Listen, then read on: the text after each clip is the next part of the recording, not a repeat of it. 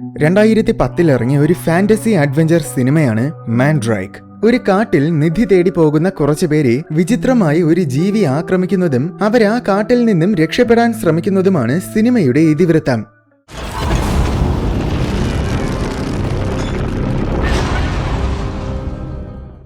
ബ്രസീലിലെ ഒരു ഘോര വനത്തിന്റെ രംഗത്തോടെയാണ് സിനിമ തുടങ്ങുന്നത്. ഒരു തീ ആരിൽ നിന്നോ രക്ഷപ്പെടാൻ വേണ്ടി വനത്തിലൂടെ ഓടുകയാണ്. കുറെ ദൂരം ഓടിയിട്ട് അവൾ ഒരു മരത്തിന് പിന്നിൽ ഒളിച്ചിരുന്നു. സെക്കൻഡുകൾക്കുള്ളിൽ അവിടെ വിചിത്രമായ ഒരു ജീവി എത്തി.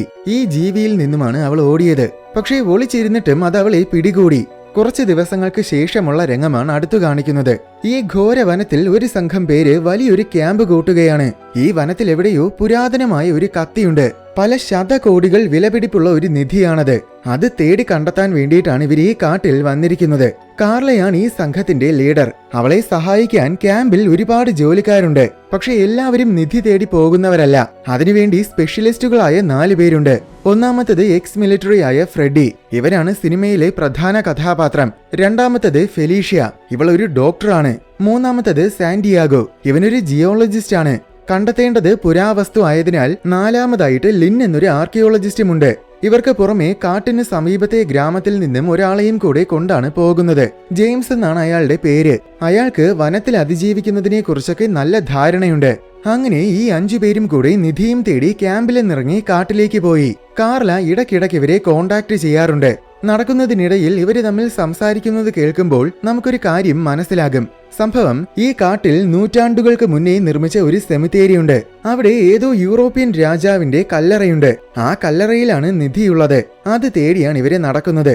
കുറെ ദൂരം ഉള്ളിലെത്തിയപ്പോൾ ഫ്രെഡി എന്തോ ഒരു ശബ്ദം കേട്ടു. പെട്ടെന്ന് എല്ലാവരും അനങ്ങാതെ നിൽക്കാൻ ഫ്രെഡി പറഞ്ഞു. പക്ഷേ ചുറ്റും നോക്കിയപ്പോൾ ആരെയും കാണുന്നില്ല. ഒരുപക്ഷെ എന്തെങ്കിലും ചെറിയ ജീവികളുടെ ശബ്ദമായിരിക്കും കേട്ടതെന്ന് സാന്റിയാഗോ പറഞ്ഞു. എന്നാൽ അപ്പോഴാണ് സമീപത്ത് മനുഷ്യരുടെ കാൽപ്പാട് കിടക്കുന്നത് ഫ്രെഡി ശ്രദ്ധിച്ചത്. അപ്പോൾ ഇവിടെ ആദിവാസികൾ ഉണ്ടായിരിക്കുമെന്ന് ഫ്രെഡി പറഞ്ഞു.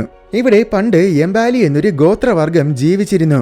പക്ഷെ അവർക്ക് പണ്ടേ തന്നെ വംശനാശം സംഭവിച്ചതാണ്. ഇപ്പോ ഈ കാട്ടിൽ വേറെ ആരും തന്നെ ജീവിക്കുന്നില്ല. അതുകൊണ്ട് ഇത് തീർച്ചയായും ആദിവാസികൾ അല്ലെന്നാണ് ജെയിംസ് പറയുന്നത്. അപ്പോൾ പിന്നെ ഈ കാൽപ്പാടുകൾ ആരുടേതാണെന്നോർത്ത് എല്ലാവരും കൺഫ്യൂഷനിലായി. ഈ സമയം ഇവിടെ ക്യാമ്പിൽ ഒരു ജോലിക്കാരൻ സമീപത്തെ ചെടികൾക്കിടയിൽ എന്തോ ഒരു ശബ്ദം കേട്ടു. അവൻ അങ്ങോട്ട് ചെന്ന് നോക്കിയതും പെട്ടെന്ന് അപ്രതീക്ഷിതമായിട്ട് അവന് എന്തോ വന്ന് പിടിച്ചോണ്ടുപോയി. നിർഭാഗ്യവശാൽ ആരും തന്നെ അത് ശ്രദ്ധിച്ചില്ല. ഇവിടെ 5 പേരും കൂടെ കാട്ടിലൂടെ നടക്കുകയാണ്. കുറെ കിലോമീറ്ററുകൾ നടന്ന് ഒരിടത്തെത്തിയപ്പോൾ ഒരു അസ്ഥികൂടം കിടക്കുന്നത് കണ്ടു.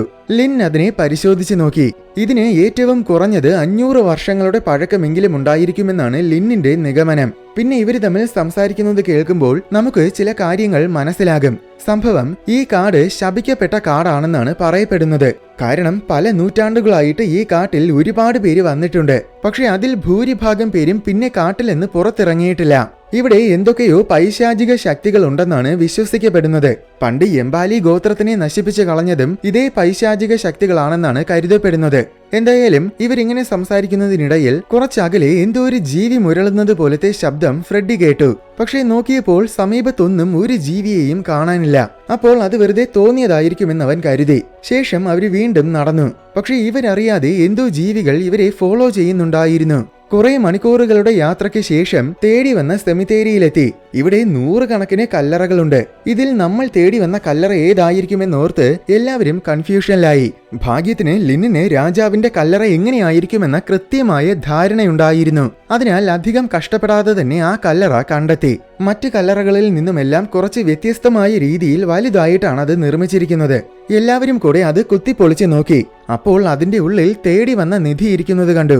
അത് ചുവന്ന വജ്രമൊക്കെ വെച്ച് പിടിപ്പിച്ച ഒരു കത്തിയാണ്. ഈ കത്തി ഇവിടുന്ന് എടുത്താൽ മരണം നിങ്ങളെ തേടി വരുമെന്നാണ് കല്ലറയിൽ എഴുതി വെച്ചിരിക്കുന്നത്. അതുകൊണ്ട് ഒന്ന് ആലോചിച്ച ശേഷം മാത്രം ഈ കത്തി എടുത്താൽ പോരെ എന്ന് ഫെലീഷ്യ ചോദിച്ചതാണ്. പക്ഷെ ലിൻ അതൊന്നും വകവെക്കാതെ കത്തി വലിച്ചൂരി. നിധി കണ്ടെത്തിയ വിവരം ഫ്രെഡി കാർലയെ വിളിച്ചറിയിച്ചു. ഒപ്പം കത്തിയുടെ ഒരു ഫോട്ടോയും അയച്ചു കൊടുത്തു. എത്രയും വേഗം നിങ്ങൾ കത്തിയും കൊണ്ട് തിരികെ വരാൻ കാർല പറഞ്ഞു. എന്നിട്ട് അവൾ ഈ കാര്യം ഹാരിയെ വിളിച്ചറിയിച്ചു. ഹാരിയാണ് കാർലയുടെ ബോസ്. ഈ നിധി തേടുന്ന പരിപാടിയൊക്കെ ഇവനാണ് റെഡിയാക്കിയത്. നിധി കിട്ടിയെന്നറിഞ്ഞപ്പോൾ ഹാരിക്ക് സന്തോഷമായി. ഇവിടെ കാട്ടിൽ ഇവരെ കത്തിയും കൊണ്ട് തിരികെ പോകാൻ നിന്നതും ലിൻ അബദ്ധത്തിൽ ഒരു ട്രാപ്പിൽ കുടുങ്ങിപ്പോയി. ഫ്രെഡിയും സാന്റിയാഗോയും കൂടെ ലിന്നിനെ രക്ഷിക്കാൻ ശ്രമിക്കുന്നതിനിടയിൽ ആദ്യം കണ്ട വിചിത്രമായ ജീവികൾ ഫെലീഷ്യയെ ആക്രമിക്കാൻ വന്നു. ജെയിംസ് പെട്ടെന്ന് അവളെ തള്ളി മാറ്റിയത് കൊണ്ട് അവൾ രക്ഷപ്പെട്ടു. പക്ഷെ അതിനു പകരം ജീവികൾ ജെയിംസിനെ കൊന്നുകളഞ്ഞു. എന്നിട്ട് ഫെലീഷ്യയെ തുരത്തി. അപ്പോൾ ഫ്രെഡിയും സാന്റിയാഗോയും കൂടെ അവളെ രക്ഷിക്കാൻ പിന്നാലെ പോയി. പക്ഷെ ഇടതൂർന്ന വനമായതിനാൽ അവൾ എങ്ങോട്ടാണ് ഓടിയതെന്ന് ഇവരെ കണ്ടില്ല. അങ്ങനെ ഇവര് ഫെലീഷ്യയും തേടി കുറേ നേരം കാട്ടിലൂടെ അലഞ്ഞു. ഇവിടെ ലിന്ന് ഇപ്പോഴും ട്രാപ്പിൽ കുടുങ്ങിക്കിടക്കുകയാണ്. കുറച്ചു കഴിഞ്ഞതും ജീവികൾ വന്ന് ലിന്നിനെ പിടികൂടി. ഇവിടെ രണ്ടുപേരും കൂടെ കാട്ടിലൂടെ ഫെലീഷ്യയെ തിരയുന്നതിനിടയിൽ ഞങ്ങളെ ആരോ അറ്റാക്ക് ചെയ്തുവെന്ന് സാന്റിയാഗോ ക്ലാരയെ വിളിച്ചറിയിച്ചു. ക്ലാര അത് ഹാരിയെ വിളിച്ചു പറഞ്ഞു. പക്ഷേ കത്തിയും കൊണ്ട് മുങ്ങാൻ വേണ്ടി ഫ്രെഡിയും ടീമും വെറുതെ കള്ളം പറയുകയായിരിക്കുമെന്നാണ് ഹാരി കരുതിയത്. അതിനാൽ ഉടൻ തന്നെ ഞാൻ അങ്ങോട്ട് വരാമെന്ന് ഹാരി പറഞ്ഞു. ഇവിടെ കാട്ടിൽ ഇടയ്ക്ക് ഒരു മരം പെട്ടെന്ന് കണ്ണു തുറന്നു. എന്നിട്ട് അതിന്റെ കൊമ്പുകൾ ഉപയോഗിച്ച് സാന്റിയാഗോയെ ആക്രമിക്കാൻ നിന്നതും പെട്ടെന്ന് സമീപത്തായിട്ട് ഫെലീഷ്യയുടെ നിലവിളി കേട്ടു. അങ്ങനെ രണ്ടുപേരും കൂടെ അങ്ങോട്ടോടി. ഈ സമയം ഫെലീഷ്യയാണെങ്കിൽ ജീവികളിൽ നിന്ന് ഓടുകയായിരുന്നു. എന്നാൽ ഇടയ്ക്ക് എവിടുന്നോ കുറെ ടെന്റക്കിൾസ് വന്ന് ഒരു ജീവിയെ പിടിച്ചുകൊണ്ടുപോയി. അത് കണ്ട് അവള് ഞെട്ടിപ്പോയി. അടുത്ത് മറ്റൊരു ജീവി അവളെ ആക്രമിക്കാൻ നിന്നതും ഫ്രെഡിയും സാന്റിയാഗോയും അവിടെ എത്തി ആ ജീവിയെ വെടിവെച്ച് കൊന്നുകളഞ്ഞു. എന്നിട്ടാണ് അവര് ജീവിയെ ശ്രദ്ധിച്ചത്. അത് യഥാർത്ഥത്തിൽ മനുഷ്യര് തന്നെയാണ്.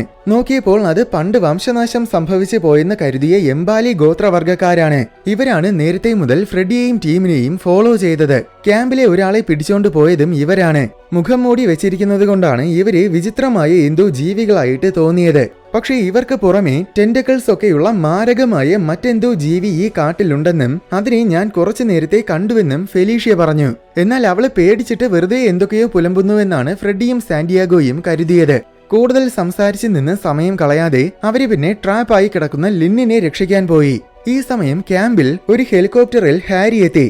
ഫ്രെഡിയുടെയിലുള്ള കമ്മ്യൂണിക്കേഷൻ ഡിവൈസ് ഉപയോഗിച്ച് ക്ലാര ഓൾറെഡി ഫ്രെഡിയുടെ ലൊക്കേഷൻ ട്രാക്ക് ചെയ്തിട്ടുണ്ടായിരുന്നു. അതിനാൽ 3 ബോഡി ഗാർഡ്സിനെയും കൊണ്ട് ഹാരി ആ ലൊക്കേഷനിലേക്ക് നേരിട്ട് പോവുകയാണ്. ഈ സമയം എംബാലിക്കാര് ലിന്നിനെ അവരുടെ അമ്പലം പോലത്തെ ഒരു സ്ഥലത്ത് കൊണ്ടുപോയി കെട്ടിയിട്ടു. നോക്കിയപ്പോൾ അവിടെ വേറൊരുത്തിയെയും കൂടെ കെട്ടിയിട്ടിട്ടുണ്ട്. ഇവളെയാണ് നമ്മൾ ആദ്യത്തെ രംഗത്തിൽ കണ്ടത്. അവളടുത്ത് സംസാരിച്ചപ്പോൾ ലിൻ ഒരു സത്യം തിരിച്ചറിഞ്ഞു. എന്താണെന്നാൽ യഥാർത്ഥത്തിൽ ഈ നിധി എടുക്കാൻ ഇതിനു മുൻപും ഹാരി മറ്റൊരു ടീമിനെ അയച്ചിരുന്നു. ഇവള് ആ ടീമിലുള്ള ഒരുത്തിയാണ്. ഇവളുടെ ടീമിലുള്ള ബാക്കി എല്ലാവരെയും എംബാലിക്കാര് കൊന്നുകളഞ്ഞു. അപ്പോൾ ഈ നിധിവേട്ട ഒരു സൂയിസൈഡ് ദൗത്യം പോലെയാണെന്ന കാര്യം ഹാരിക്ക് നേരത്തെ തന്നെ അറിയാമായിരുന്നുവെന്ന് ലിന്നിന് ബോധ്യമായി. ഇവിടെ ഫ്രെഡിയും കോട്ടരും തിരിച്ച് സെമിത്തേരിയിൽ വന്ന് നോക്കിയപ്പോൾ ട്രാപ്പായി കിടന്ന ലിന്നിനെ കാണുന്നില്ല. സമീപത്തൊന്നും ലിന്നിന്റെ ശരീരമോ രക്തമോ ഒന്നും കാണാനില്ല. ലിൻ ട്രാപ്പായി കിടന്ന കയറ് മുറിച്ചിട്ടിരിക്കുകയുമാണ്. അപ്പോൾ എംബാലിക്കാര് ലിന്നിനെ കൊന്നിട്ടില്ലെന്നും അവരവനെ പിടിച്ചോണ്ട് പോയതായിരിക്കുമെന്നും ഫ്രെഡിക്ക് മനസ്സിലായി. എങ്കിൽ പിന്നെ എത്രയും വേഗം നമുക്ക് അവനെ കണ്ടെത്തണമെന്ന് സാന്റിയാഗോ പറഞ്ഞു. ഇവിടെ അമ്പലത്തിൽ കുറച്ചു കഴിഞ്ഞ് എംബാലിക്കാര് വന്ന് അവളെ പിടിച്ചൊരു ബലിപീഠം പോലത്തെ കല്ലിൽ കെട്ടിവെച്ചു. ശേഷം എന്തൊക്കെയോ കുറെ മന്ത്രങ്ങൾ ചൊല്ലിയിട്ട് എംബാലിക്കാരെല്ലാം അവിടുന്ന് മാറി നിന്നു. കുറച്ച് മിനിറ്റുകൾ കഴിഞ്ഞതും നേരത്തെ കണ്ടതുപോലത്തെ കുറെ ടെന്റക്കിൾസ് എത്തി. അവ വന്ന് അവളെ മൊത്തം വരിഞ്ഞു മുറുക്കി. പിന്നെ അവളെ പതിയെ പതിയെ ഒരു കൊക്കോൺ പോലെ പൊതിഞ്ഞു കെട്ടി. എന്നിട്ട് അവളെ രണ്ടായിട്ട് മുറിച്ചു കളഞ്ഞു. അത് കണ്ട് ലിൻ പേടിച്ച് കിടുങ്ങിപ്പോയി. ഈ സമയം ഹാരിയും കോട്ടരും കാട്ടിലൂടെ നടക്കുകയായിരുന്നു. ഇടയ്ക്ക് ഒരിടത്തെത്തിയപ്പോൾ അപ്രതീക്ഷിതമായിട്ട് 3 എംബാലിക്കാര് ആക്രമിക്കാൻ വന്നു. ആദ്യമേ തന്നെ അവര് 2 ബോഡി ഗാർഡ്സിനെ കൊന്നു. എന്നിട്ട് ഹാരിയെ ആക്രമിക്കാൻ വന്നതും ഹാരി പെട്ടെന്ന് തോക്കെടുത്ത് 3 എംബാലിക്കാരെയും വെടിവെച്ച് കൊന്നുകളഞ്ഞു. ശേഷം നോക്കിയപ്പോൾ ഒരു ബോഡി ഗാർഡ് മരിച്ചിട്ടുണ്ടായിരുന്നില്ല. പക്ഷെ അവന് മാരകമായ മുറിവ് പറ്റിയിട്ടുണ്ട്. നമുക്ക് എത്രയും വേഗം ഇവനെ തിരിച്ച് ക്യാമ്പിൽ കൊണ്ടുപോകാമെന്ന് മറ്റേ ബോഡി ഗാർഡ് പറഞ്ഞു. പക്ഷേ ക്യാമ്പിൽ എത്തുന്നതിന് മുൻപ് തന്നെ ഇവൻ മരിച്ചു പോകും. അതുമാത്രമല്ല നമുക്ക് നിധിയാണ് പ്രധാനം. അതുകൊണ്ട് ഇവന് വേണ്ടി നമ്മൾ സമയം കളയരുത് എന്നൊക്കെ പറഞ്ഞിട്ട് ഹാരി മുറിവേറ്റ ബോഡി ഗാർഡിനെ അങ്ങ് വെടിവെച്ച് കൊന്നുകളഞ്ഞു. ഈ സമയം ഇവിടെ ബേസിലും കുറെ എംബാലിക്കാര് വന്ന് ആക്രമിച്ചു. കണ്ണിൽ കണ്ട എല്ലാവരെയും അവര് കൊന്നുകളയുകയാണ്. ക്ലാര അതിനിടയിൽ ഒരു ബോട്ടിൽ കയറി രക്ഷപ്പെടാൻ നോക്കി. പക്ഷെ അവളെയും ഒരു എംബാലിക്കാരൻ അടിച്ച് ബോധം കെടുത്തി. പിന്നെ അവള് കണ്ണു തുറന്നപ്പോൾ എംബാലിക്കാര് അവളെയും കൊണ്ട് കാട്ടിലൂടെ നടക്കുകയായിരുന്നു. അതിനിടയിൽ അപ്രതീക്ഷിതമായിട്ട് ടെന്റക്കിൾസ് അവരെ ആക്രമിക്കാൻ വന്നു. ഒരു എംബാലിക്കാരനെ അത് ടെന്റക്കിൾ ഉപയോഗിച്ച് കുത്തി കൊന്നുകളഞ്ഞു. ആ തക്കത്തിൽ ബാക്കിയുള്ളവര് ക്ലാരയും കൊണ്ട് ഓടി രക്ഷപ്പെട്ടു. ഈ സമയവും ഫ്രെഡിയും കൂട്ടരും കാട്ടിലൂടെ നടക്കുകയായിരുന്നു. കുറെ നേരം അലഞ്ഞു തിരിഞ്ഞിട്ടും അവർക്ക് ലിന്നിനെ കണ്ടെത്താൻ സാധിച്ചില്ല. എന്നാൽ പിന്നെ ഇനി നമുക്ക് തിരിച്ച് ക്യാമ്പിൽ പോകാം. എന്നിട്ട് കൂടുതൽ ആൾക്കാരെയും കൊണ്ടുവന്ന് ലിന്നിനെ തിരയാമെന്ന് ഫ്രെഡി പറഞ്ഞു. അങ്ങനെ 3 പേരും കൂടെ തിരിച്ച് ക്യാമ്പിൽ പോയി. ഇവിടെ എംബാലിക്കാര് ക്ലാരയെയും അമ്പലത്തിൽ കൊണ്ടുപോയി ലിന്നിന്റെ അടുത്ത് കെട്ടിയിട്ടു.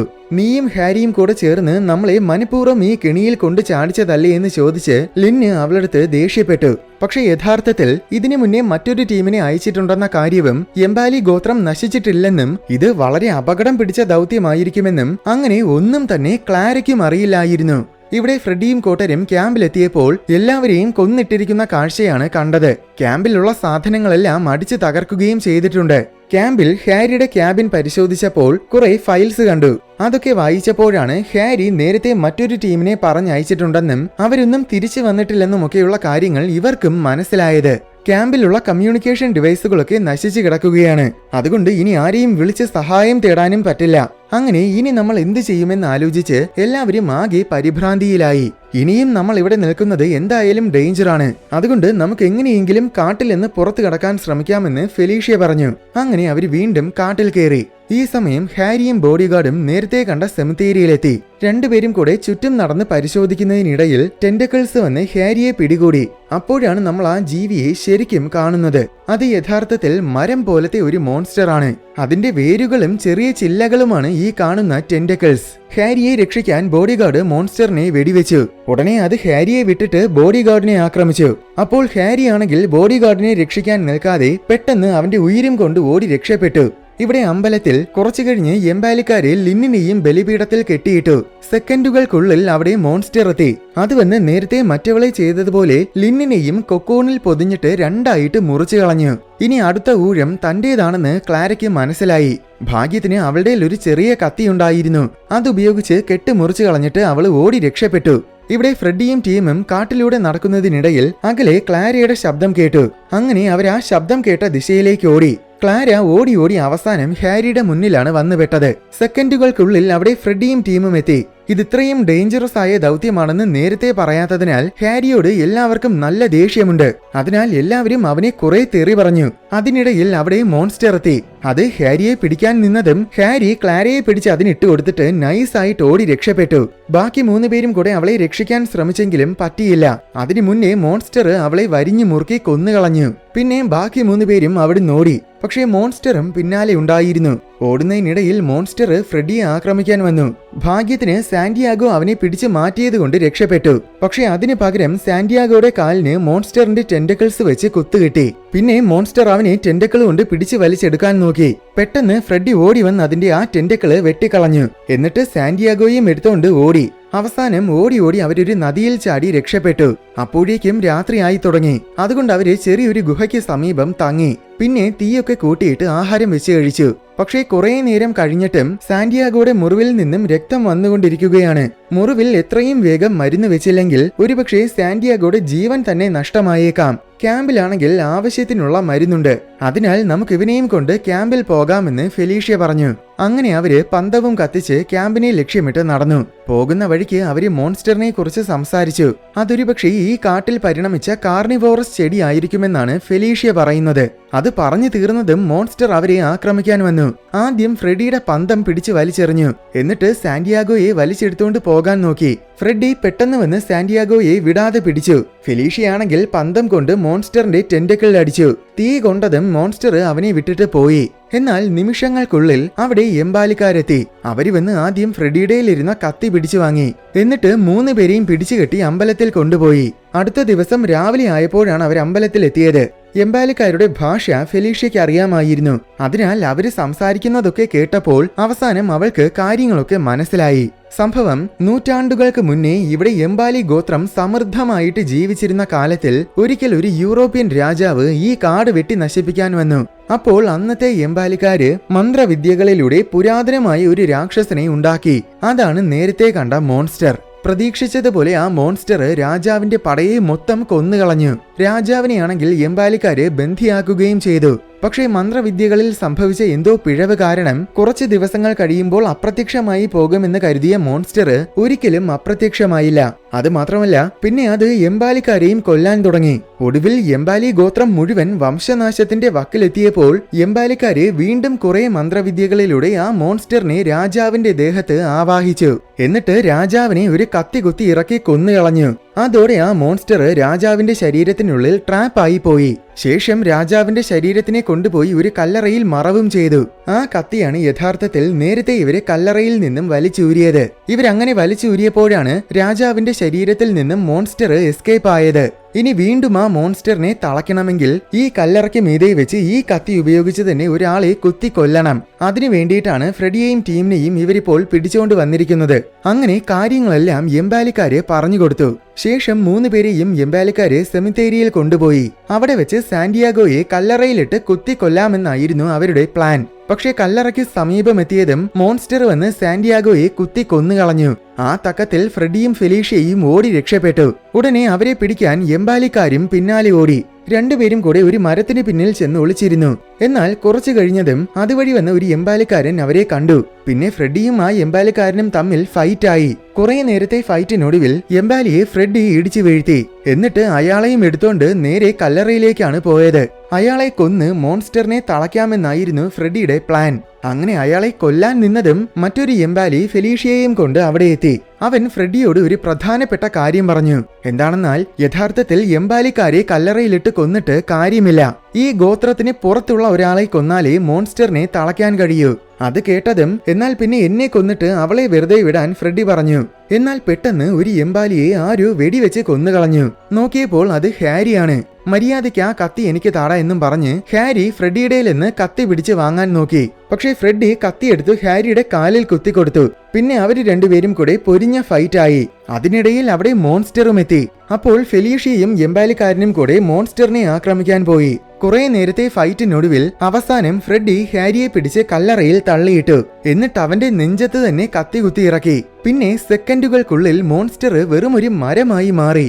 എന്നിട്ട് അതിന്റെ ആത്മാവ് ഹാരിയുടെ ശരീരത്തിനുള്ളിലാവുകയും ചെയ്തു. അങ്ങനെ അതോടെ മോൺസ്റ്ററിന്റെ കഥ തീർന്നു. അപ്പോൾ എംബാലിക്കാരൻ വന്ന് നന്ദി സൂചകമായിട്ട് ഫ്രെഡിക്ക് കൈ കൊടുത്തു.